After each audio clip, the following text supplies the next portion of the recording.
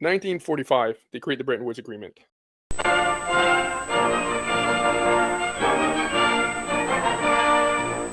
At Bretton Woods, New Hampshire, delegates from 44 allied and associate countries arrived for the opening of the United Nations Monetary and Financial Conference.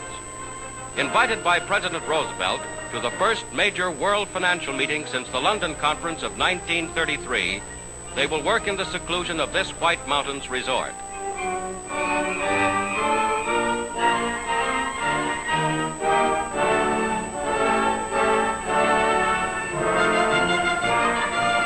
Zhang Shi-kung, one of China's representatives, with Secretary and Mrs. Henry Morgenthau.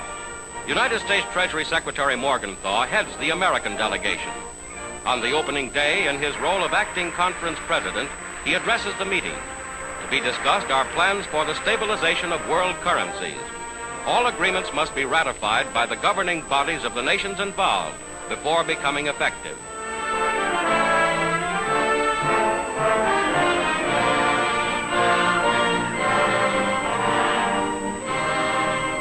Delegates to this monetary and financial conference pose on the hotel lawn.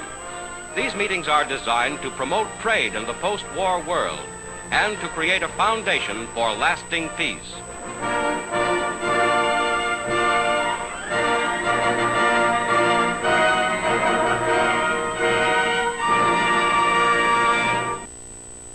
And literally, they're looking at two options. The US dollar is a global reserve currency that's going to be backed by gold, or the Bancor.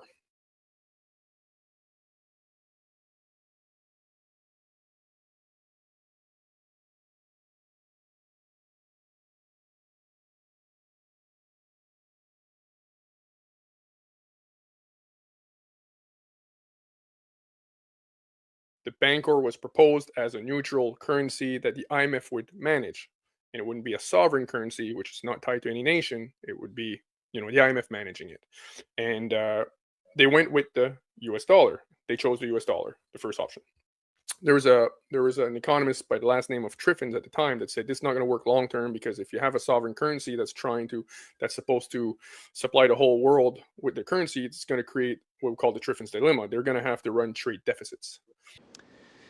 At the same time, not all is well in this dollar-centric international monetary system. There's a growing and seemingly insatiable global demand for safe assets. And the resulting global safe asset shortage has brought safe interest rate downs to historically low levels and has really catalyzed very serious and very persistent challenges to macroeconomic stability by increasing the probability of hitting the zero lower bound, and to financial stability by pushing investors to lever up, to take risks, to reach for yield. It had also created the conditions of what some people called a new Triffin dilemma.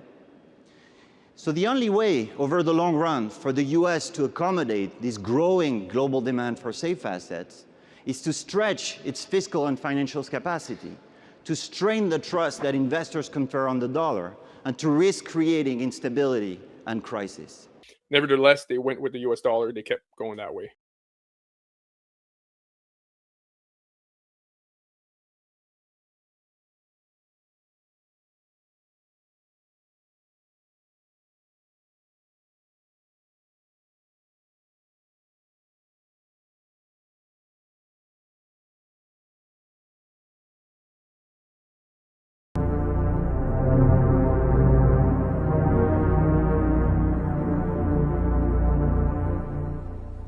Le fait que beaucoup d'États acceptent par principe des dollars au même titre que de l'or pour les règlements des différences qui existent à leur profit dans la balance des paiements américaine, ce fait entraîne les Américains à s'endetter, et à s'endetter gratuitement vis-à-vis de l'étranger, car ce qu'ils lui doivent, ils le lui payent, tout au moins en partie, avec des dollars qu'il ne tient qu'à eux d'émettre, étant donné les conséquences que pourrait avoir une crise qui surviendrait dans un pareil domaine, nous pensons qu'il faut prendre à temps les moyens de l'éviter. Nous estimons nécessaire que les échanges internationaux soient établis, comme c'était le cas avant les grands malheurs du monde, sur une base monétaire indiscutable et qui ne porte la marque d'aucun pays en particulier. Quelle base?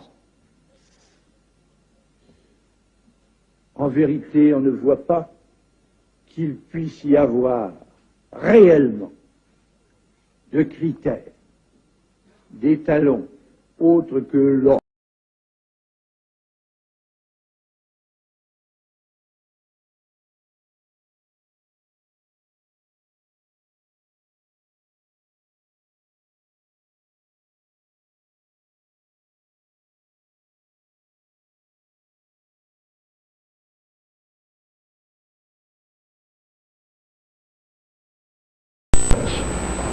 The United States has always been and will continue to be a forward-looking and trustworthy trading partner.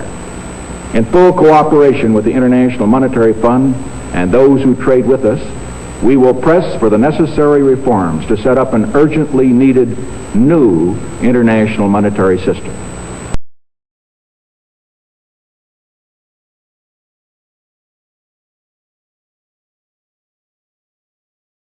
1968, the IMF creates the special drawing rights, which is supposed to be a supplementary reserve asset to the US dollar to help with global trade, liquidity, and possibly FX. But it was a supplementary reserve asset. So it's kind of like the Bancor, but it's going to be a supplementary reserve asset to the US dollar as opposed to just being the only global reserve asset, right? So it's technically they're doing the Bancor to a certain degree. But in 1988, we get the Rising Economics magazine article. Everybody talks about the Rising Phoenix, the front of the magazine, where we see this new world currency rising from the ashes of the fiat system, but nobody ever talks about the actual article and actually studies what did this article say. And the article argued that it would take 30 years, that there would be a new global reserve currency within 30 years from 1988, which means 2018, right? And that this new world currency would help with global trade, global liquidity, and help with the FX. The problem with FX, because that's the problem. It's one of the main problems. Okay, but the article also argued in a very subtle way that the IMF would be the best institution to manage this new global reserve currency because of its experience with the SDR. Well, isn't that interesting? The SDR failed, right? But that's what it said in a subtle way, that the IMF would be behind this new world reserve currency. And it said that they would be successful. They would get the global liquidity, global adoption, and help it with FX, global trade, and global liquidity. They would do this by relentlessly integrating it into everything. It was with relentless integration that they were going to be successful. By 2018, we see RippleNet getting adoption starting around 2018. RippleNet is launched around 2016, 2017, but we actually see the adoption in 2018. The RippleNet getting adoption in 2018, exactly 30 years after, like the article had said. Now that's 1988, the article is written. 1989, David Schwartz, working for the most powerful, well, not the most powerful, but the most powerful when it comes to data gathering and, anyways, one of the three-letter agencies, okay? He's working for a three-letter agency, and he gets the distributed computer system. Now, the patent on technically Bitcoin technology.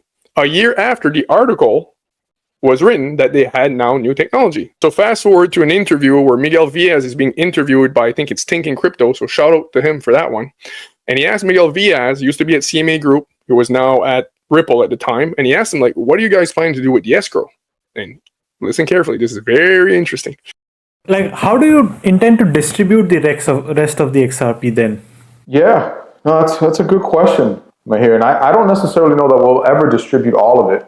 In my mind's eye, there's a possibility where, we end up more of a lending kind of, more of a lender of last resort capacity, maybe. I think that would be a little strange for a software company, and maybe some things would have to change structurally. Maybe we have to have a different organization or something. Who knows, right? But as these capital markets develop, as liquidity develops, there are going to be folks who, if they want to provide liquidity in the asset, don't want to necessarily own the asset because that puts them in harm's way for price movements. So if you can borrow the asset and create liquidity that way, it's actually a much more efficient way to be part of the liquidity mechanism. So partly because the transfers happen instantaneously, but also partly because it just hasn't developed. And one of my longer term goals, after I get the ecosystem built out, after I get payments running through there, as I start to merge or try to merge the two worlds, the digital asset markets and the traditional capital markets, as I try to do that, I think one of the levers that we'll be able to pull will be lending. And as a result, I don't necessarily know that we'll need some XRP, right, in order to do that. So I guess a long-winded way of saying, I'm not sure we'll ever get rid of all of it and sort of let it all out into the wild, partly because there is some utility for us or maybe some other, organization having it to make sure that the markets are always liquid. You want to take one? Go for it. The first one's for you. IMF. Do you see IMF holding crypto assets in the future? I did not put that up there. Remember, I'm from the legal department. I'm supposed to be very conservative about these things.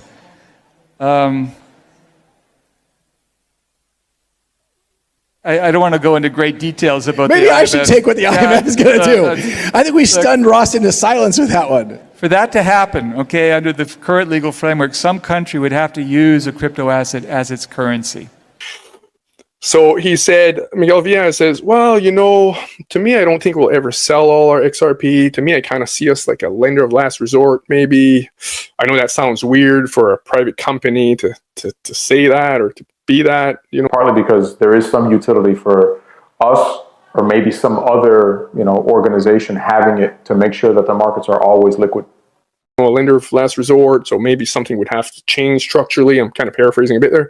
It's pretty much what he said, but I don't say the exact words. So he says, maybe, something would have to change structurally. I don't know, or maybe we just give our escrow to somebody else, to another institution, and they could become the lender of last resort. My friends, the only lender of last resort on planet Earth is the IMF. Okay, and then I did multiple deep dives on the IMF. The other day, I had a document coming from the Bretton Woods Committee. And remember, with Bretton Woods Committee, Bretton Woods was created in 1945, the same day the IMF and the World Bank were created. The Bretton Woods Committee and other major think tanks discussing how if we want to create a new ESDR, this is all documented on my channel, to create a new ESDR to be successful, it would be better if private company issued it first. It would get the rapid adoption, and then the IMF could take it over.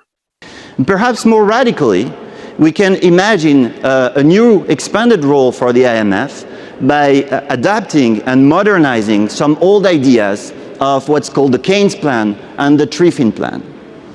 For example, you could imagine that the IMF could centralize reserve sharing agreements by administering a new global reserve facility at the IMF, perhaps building on the existing special drawing right. So to conclude, let me quote the late MIT economist Rudiger Dornbusch, who said that in economics, things take longer to happen than you think they will, but they happen a lot faster than you thought they could. Okay. Maybe slowly and then all at once. Yes. So it reminds me of that, I think it's a Hemingway quote, which is gradually, then suddenly, and trends tend to occur. You slowly start to see it, and then bang.